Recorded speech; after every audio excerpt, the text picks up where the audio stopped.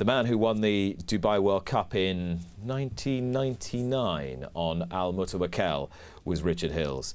He did that in the silks, the royal blue and white silks of Sheikh Hamdan al Maktoum, who died earlier this week. And as I said earlier in the week, there are probably no other jockeys whose entire career was defined by their success in those silks. Richard Hills joins me now. Richard, good morning.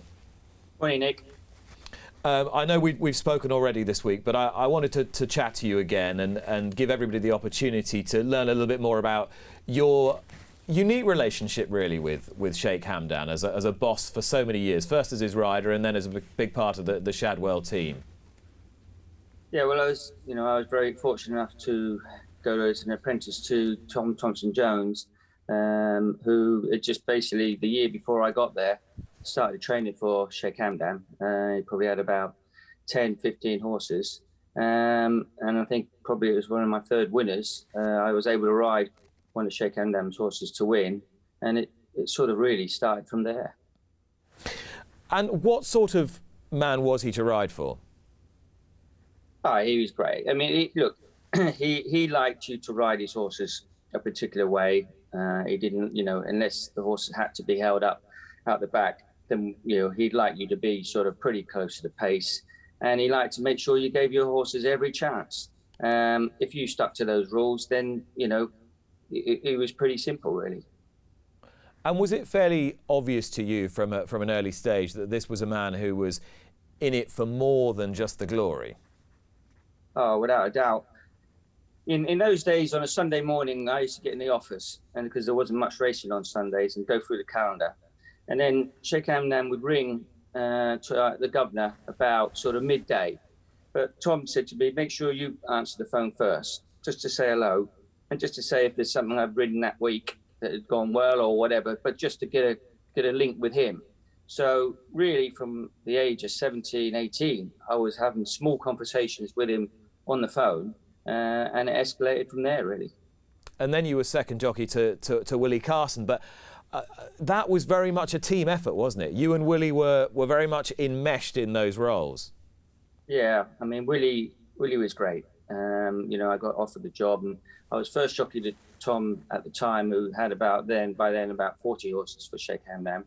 And Willie and I, we formed a real good group, really. I mean, I was riding all the horses working Newmarket, and Willie was riding all the horses working Lamb with the major. And then I started doing the pacemaking for him, and I learned so much from Willie, and we were pretty tight, really, And Sheikh Hamdan, he appreciated that. And there were some brilliantly executed plans that came off. The Bahri day is one that everybody remembers, when Willie went under the trees, but you had quite a role in that. Absolutely. I mean, Willie rang me in the morning, and he was always very tactical, Willie, anyway. And I knew he'd be thinking we'd had some rain, and in those days the trees sort of protected that far rail. So we hatched his plans. He said that, look, I think you should stay on the far rail. I'll go across to the trees, but try to get the field to go with you. So we rang Sheikh Hamdan, told him about our plans, and he asked, does anybody else know? And we said no. He said, don't tell anybody. So when we were in the paddock, we're all looking, and Mr. Dunlop was talking to Willie, and I was riding for Tom and the pacemaker, and nobody said anything. So he got such a thrill out of it, because of course afterwards he could tell Mr. Dunlop exactly what we'd done. And you and I were reminiscing on Wednesday about when you pinched. Well, I was going to say pinched, but you fancied him. You pinched the QE2 on Maroof. I did. And I was doing the pacemaking that day as well. I got my own back on Willie then, yeah. But yeah, Robert Armstrong, he'd won well at Doncaster and worked really well up to the race. And I remember telling Sheikh Hamdan that, I was there to make the pace, but they got to get by me. And of course, they didn't. So we collected it. And he actually beat an amazing field. Barathea and Big Stone and all the big names at the time were in there. Richard, you rode so many really good horses, both at home and on the racecourse in these silks. You surprised me by nominating one that perhaps might not have tripped off the tongue as the one that gave you the best field, your Guineas winner, Lahan.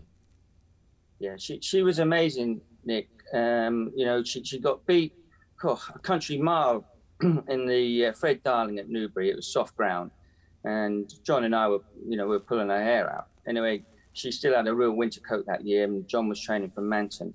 And then her work picked up, and we went into the Guineas hopeful. You know, she was a pretty big price, but she was, you know, she had a lot of speed and had a turn of foot. And as I said, you know, we got in, I got her really well settled, and I sat as quiet as I possibly could. When I asked her, you know, the replay's there, she just took off. I mean, I hadn't never felt a horse quicken as quick as she did. And went away and won. And then after the Guineas, we were planning to go to Ireland, and I went down to ride a work at Manton, and there was Ben Sangster there, all the big guns, and she did a bit of work on quite a famous gallop, and they hadn't seen a horse work like that before, and I certainly hadn't felt a filly quicken as much as she did, and unfortunately, you know, she went wrong after that, and we never saw the best of her. And I started this interview by talking about Al Mutawakkil. To win the Dubai World Cup in those silks, you know, it might not be what you'll remember for, you know, when push comes to shove, but that must have been a moment of great significance. Oh, it's fantastic, because I started in Dubai when it first started. You know, so I was a local. Everybody knew me and were following me. Sheikh Hamdan, with the racing we'd had, you know, the lights up. We were there one night. I remember they went off once, and Sheikh Mohammed and Sheikh Hamdan came down and said, "Do you mind doing it again?" And we all turned around and got back in the stalls again. So it was special. It was special to me to win the World Cup, obviously, but to be the first one to do it for Saeed and everybody. It was an amazing feeling, and something that I will never ever forget. Afterwards, they virtually picked the horse up and walked him round the paddock. I mean, how he never kicked anybody that night, I never know. But it was a fantastic moment for Sheikh Hamdan and I. What do you treasure most about your friendship, your association, your professional relationship with Sheikh Hamdan? The talks we had at night after racing, you know, more so since I retired, because the role I took on with Angus is that, you know, I'd report back to him of what the jockey said and basically give an opinion of how I thought the horse would run. And we got really close, you know. I mean, we had good moments and bad moments that you think, oh, God, I don't want to ring him tonight. And when you ring, he'd start laughing because he knew we'd had an awful day, to put you at ease straight away. So they were special. It's something that, you know, I'll forget, and, you know, it's just, you know, it's going to be sad not being able to talk to him again. But a very, very intelligent man, and he watched everything. It amazed me how much he knew what was going on, considering the amount of work he was doing in Dubai.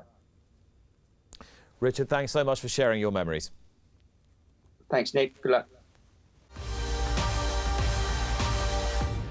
Subscribe to Racing TV to be notified when more Luck on Sunday videos are appearing online. And don't forget to join me for the show every Sunday morning from 9 o'clock with the best guests.